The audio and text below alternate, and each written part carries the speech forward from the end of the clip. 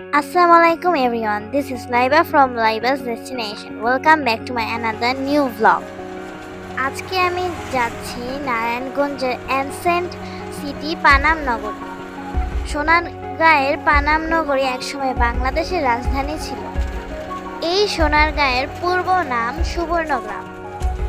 অনেক ঐতিহাসিক স্থাপন নিয়ে ভরপুর পানাম নগরী। যাত্রাপথে আমরা একটি হাট বাজার পেয়েছিলাম। এটি নারায়ণগঞ্জের বিখ্যাত লাঙ্গল বন্ধের হাট। আমরা মিষ্টির দোকান দেখে হাটে থেমে গেলাম। এখানে সব মিষ্টি অনেক টেস্টি, আর বিখ্যাত বালিশ মিষ্টিও ছিল।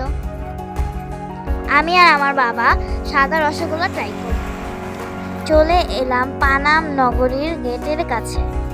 আজকে ছিল ভ্যালেন্টাইন্স ডে এবং পহেলা ফাল্গুন। সবাই রঙিন সাজে পানাম নগরী দেখতে এসেছে।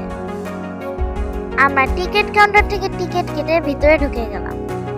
টিকিটের দাম ছিল মাত্র 20 টাকা। প্রাচীন বাংলার রাজধানী হওয়ার সুবাদে পানাম নগরী একসময় সম্পদে পরিপূর্ণ ছিল।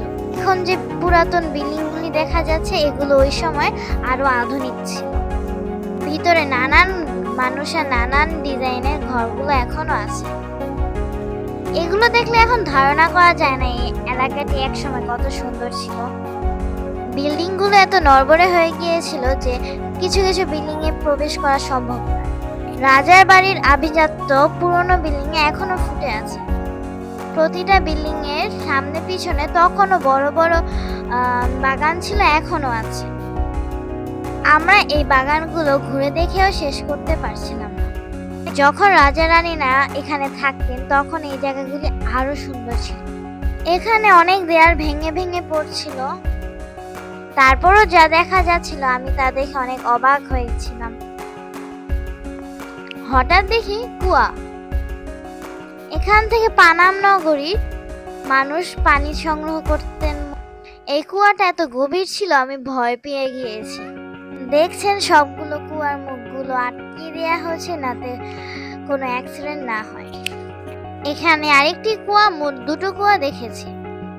এটা হচ্ছে টয়লেট। আগের দিনে রাজাদের বাসার বাইরে টয়লেট থাকতো।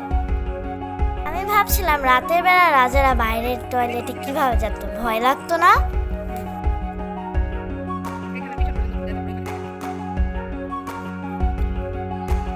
টয়লেটের দেয়ালগুলো দেখতে দেখতে আমরা ঘুরে বেড়াচ্ছিলাম।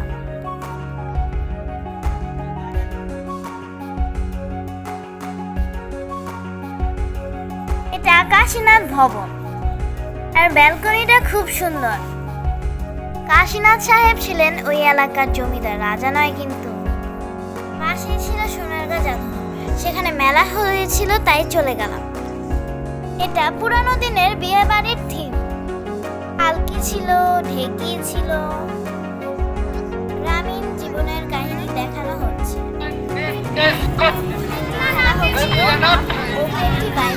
যেটা আগের দিনের বাচ্চারা অনেক এখন খেলি। কিছু কিছু জিনিস কখনো পুরানো হয় না। শিল্পের চিত্র প্রদর্শিত হচ্ছে। কুমার, চাষি, তাঁতি এর কাজগুলো ছবিতে ফুটিয়ে তোলা হয়েছে। ভালোই লাগছিল দেখতে। ওই যে বাবার প্রিয় একতারা, বাবা পেয়ে বাজানো শুরু করেছে। অবশ্য একতারা ভালো বাজাতে পারে। এখানে একটি আঙ্কেল বাঁশি বাজাচ্ছিল, এই বাঁশির দোকানটা তার।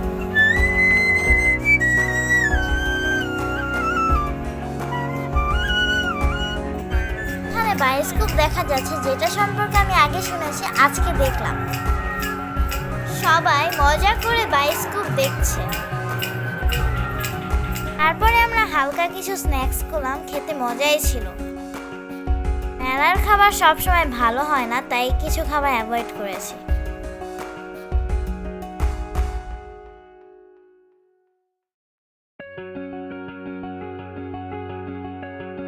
আমার ভিডিওটি কেমন লাগলো কমেন্ট করবেন, আর আমার চ্যানেলকে লাইক সাবস্ক্রাইব অবশ্যই করবেন।